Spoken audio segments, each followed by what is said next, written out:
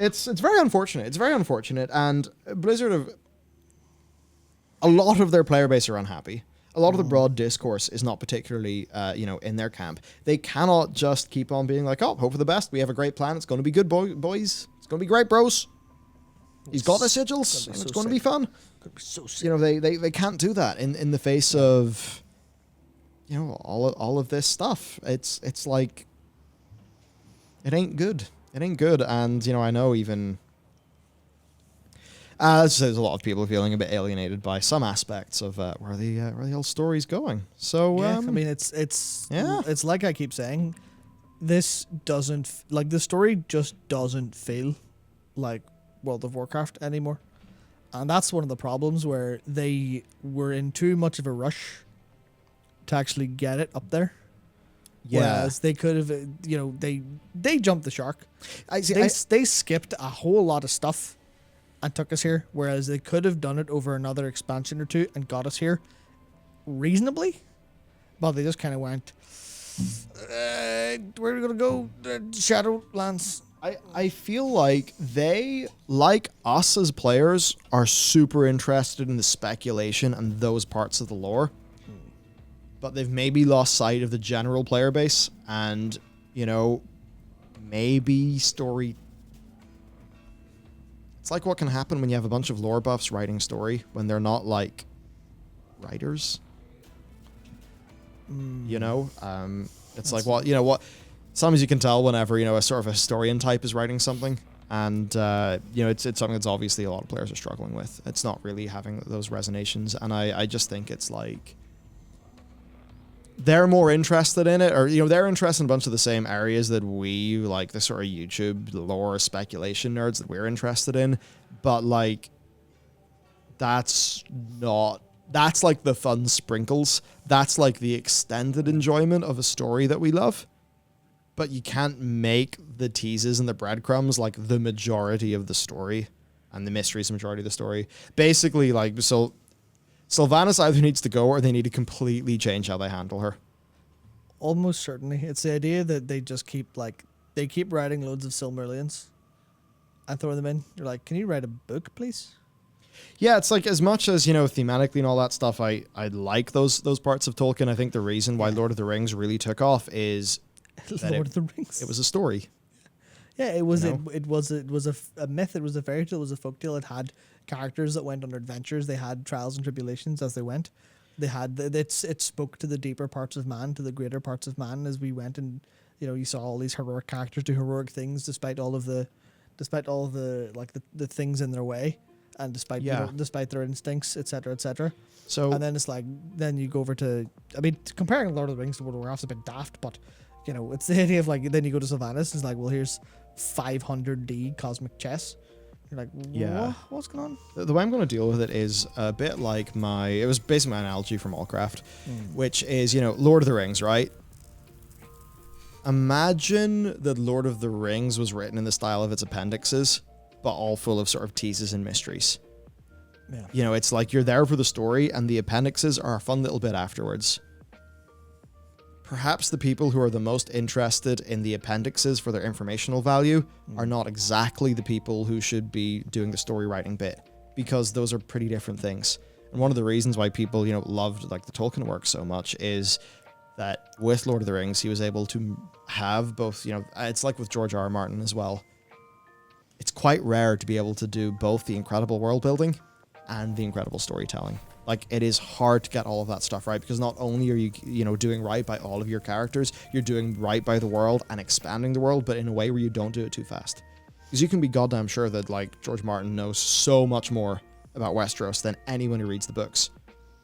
But he's chosen not to tell you that, because he's going to know what info is good, what info is bad, the right types of little, this is a red herring, this is a thing, because the speculation community for Song of Ice and Fire is humongous, but in a way where it's not required to enjoy the books as told.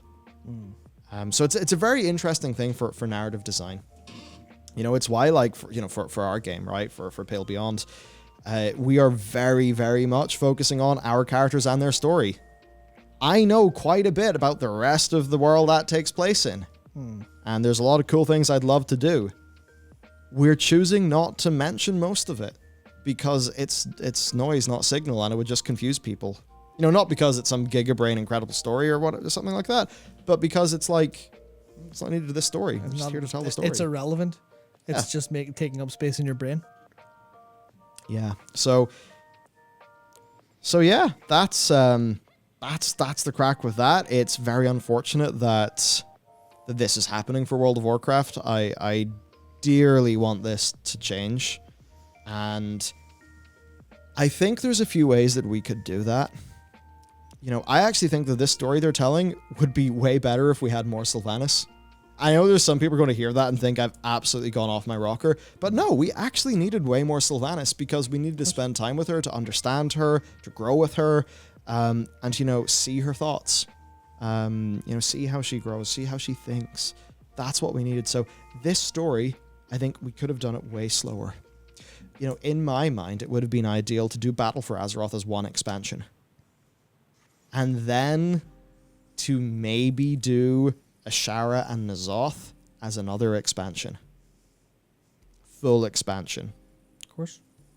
And for this Shadowlandsy biz, like, there's people saying I don't want more Sylvanas, but I'm just saying, like, guys, imagine if there had been more Sylvanas actually, like, in-game. You know, more times where your character are there in Shadowlands, and Sylvanas is, you know, instead of running around doing the bidding of the Winter Queen, cleaning up some Gorms, it's like you and Lord Hearn of the Wild Hunt, like, actually running away from Sylvanas because she's just going to kill you.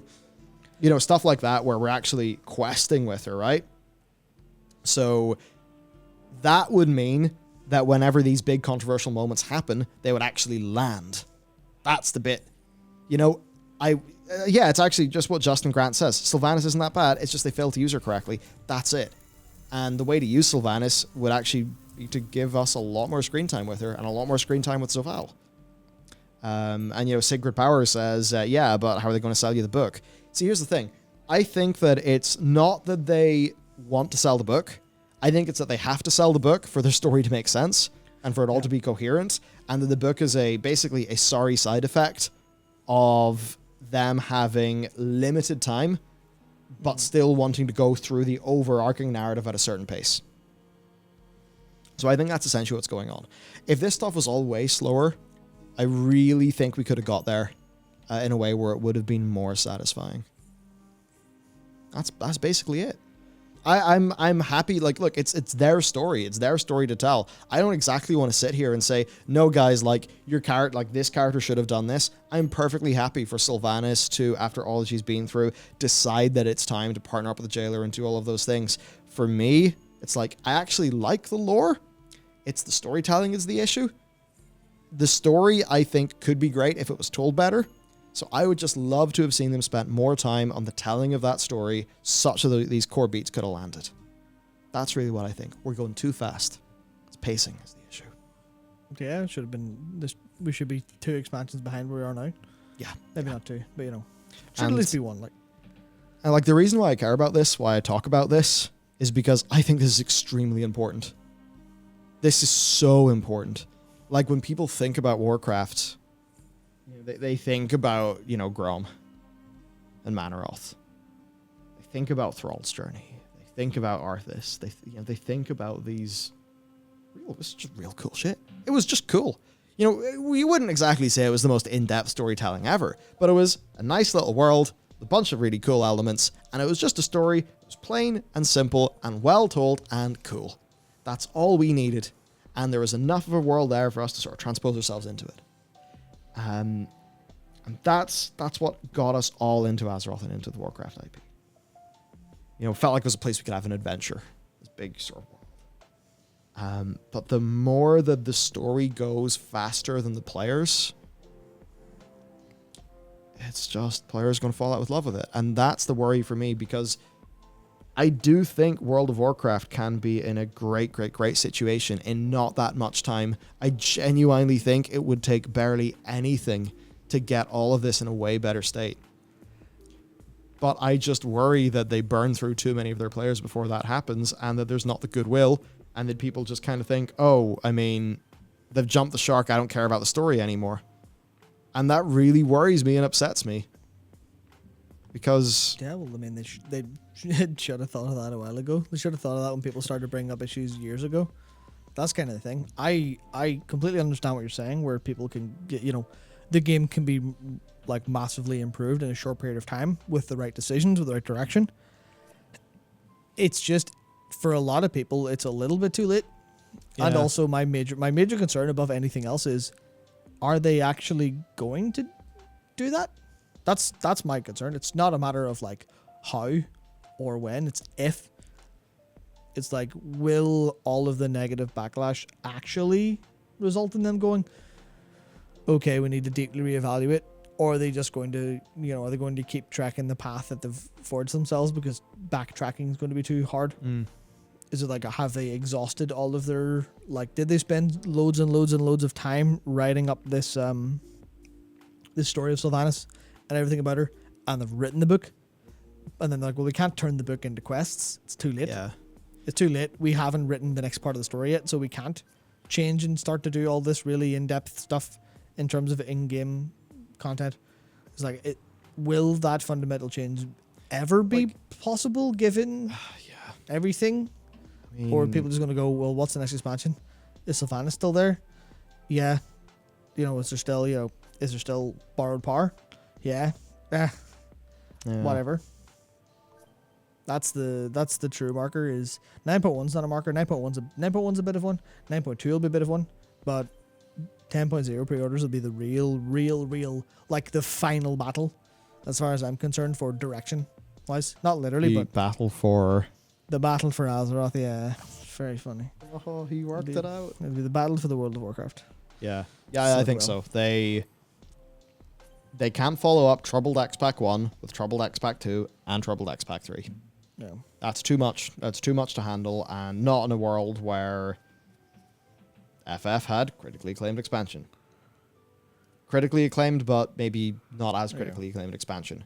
Super critically acclaimed expansion. And now an expansion everyone is actually busting for. I mean, and knowing that it's, I forget her name, but she did the Dark Knight quest or whatever, and then she was like leading, I think, on Shadowbringers. Natsuko Ishikawa did a lot of some stuff in 2.x with rogue quests, did some of the main scenario quests, so just some of them, and you could tell which ones because they were really good. And then after Dark Knight was given the lead on Shadowbringers, and is now lead on Endwalker as well, because she's literally just a woman who's spent her entire life honing her craft at writing since she was a teenager. I just wrote like mental, and now writes. Yeah, I think she says 2 novels worth of story every month for the game. Like in terms of just pure tech content. It's wild how quickly word counts go. Yep. Like, I need to get the most recent word count from Pale, but we were at novel like within a few months. Yeah. Turns out if you're doing a narrative RPG with loads of choice, your word count goes big pretty friggin' quick. Not surprised. It's like, look, there's nothing I want more than WoW to be. Look, it's that thing. If we release a video and people dislike it, we stop and think, oh shit, we released this video, and like the best feeling for us. And it happened with the Lich King series that we did. It happened with, actually you led it, the Yogg-Saron. Oh yeah, the Yogg-Saron happened with that. It happened with the one we did the voice acting for. The Dreadlord. The Dreadlord one. It was just seeing people's reactions, and they were so happy. Yeah. And they thought it was so cool, the lore and stuff like that. Like, that's what we do it for. So whenever we, if we do a dud, people are really pissed. And we're like, well, fuck, that makes us sad, because that's not at all, we don't want to do that. And we try to work out why, and course correct, and do better next time. And I just feel like the WoW ship is not agile enough. We need to get some agility in the WoW ship. Well, that's that. So, or at least some good direction, not meant agility. They need a way to acknowledge they cannot keep on pretending that stuff's okay. I think that's a big part of it, actually. On their public communications, they're very traditional PR. Very, very traditional, And that's tricky whenever you don't control the narrative, because it makes you seem really tone deaf and out of touch. And that's like a large part of their problem. And I worry that what they'll do is they will double down on the people who agree with them, and then to a large swath of their player base come across as even more out of touch. You know, I mean, it's tricky. Mike and Sloot have been diplomatic enough in how they present things that I don't think their bridge is burnt. So they could really be our guys to make some headway. But I mean, at least in the case of Mike, like, we all know what he thinks about this shit. Yeah. You look at his facial expression, you know what's going on in the man's head. Yeah, but why do you need community leaders? Why do you need community leaders to bring up these issues? Why do you need people like Sloot? Why do you need people like Preach? Why does anyone need to bring this up in like a tentpole way? Where are the people at Blizzard who are looking for feedback, actively going out and seeing what player reactions are, you know, taking them in, digesting them, and then adjusting? Like, do they not do market research for the team? Does no one go to, you know, does no one go to whoever's like leading writing for stuff and going, hey, here's what people think Yo, dog, they're about best. what you're doing? Because it's like, it's clear to me that if left to their own devices, they will not actually take in any feedback whatsoever in a meaningful way. Yeah, That seems to be the way in systems. It seems to be the way in gear, where they're trying to smuggle in. Well, they're kind of sort of trying to smuggle in little bits of randomness every time we're like, no, we don't want this. They're like, well, just a wee bit. You're like, no. just chance your arm. It's like, no, we don't want it. It's sort of thing, you know, I know a lot more than what I can say in some of these things, and it's so frustrating not being able to say it, but I can't. But, you know, there's obviously an issue with feedback, right?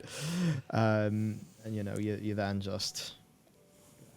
I don't want to go too much into it, but a bit of change needs to happen. And you know what? I have to wonder if Bobby and the boys just see, hey, you know, our competitor is doing really well and you guys are downtrending.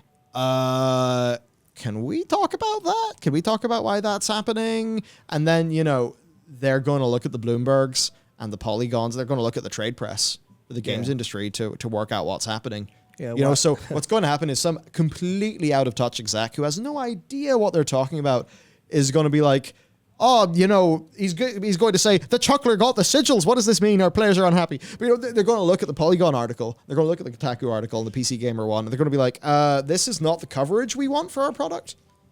Oh. You know, it's different. It's like, you know, in Call of Duty, you know, there could be a drama. CharlieIntel.com will cover it. But that drama's got to be real big for Polygon, Kotaku, or PC Gamer, you know, so that it bursts through to the general audience. And I think that's basically the thing. This could actually bring down some pressure internally that, you know, that this shit's going on. Because they should not have their two raid-in and cinematics in a row be dislike bombed. And I don't think they're not dislike bombed by a bunch of, you know, crazy haters who want them to fail. Oh, they're dislike bombed by people who had loads of investment and cared greatly about the story of N'Zoth, only for a awful end cinematic and ending to that character. And for the WoW devs' response to be, oh yeah, but, you know, it's World of Warcraft. You do have to beat the enemy. We're like, yeah, we know that, but it's that it wasn't satisfying. So that's what's up. Yeah, I mean, the problem is they're just going to look and go, well, all of the backlash is just it's just dog whistles from anti-Blizzard creators. And look at all of the things they have in their backgrounds. They're terrible, terrible people, and we don't even want that audience. Obviously being completely aware, but remaining ignorant to the fact that that's a small subset of them. And it is indicative of the general overall stuff. It's utterly brutal. And like if people who care about the lore and pay attention to it get confused and upset, your average player is going to have no idea what's happening.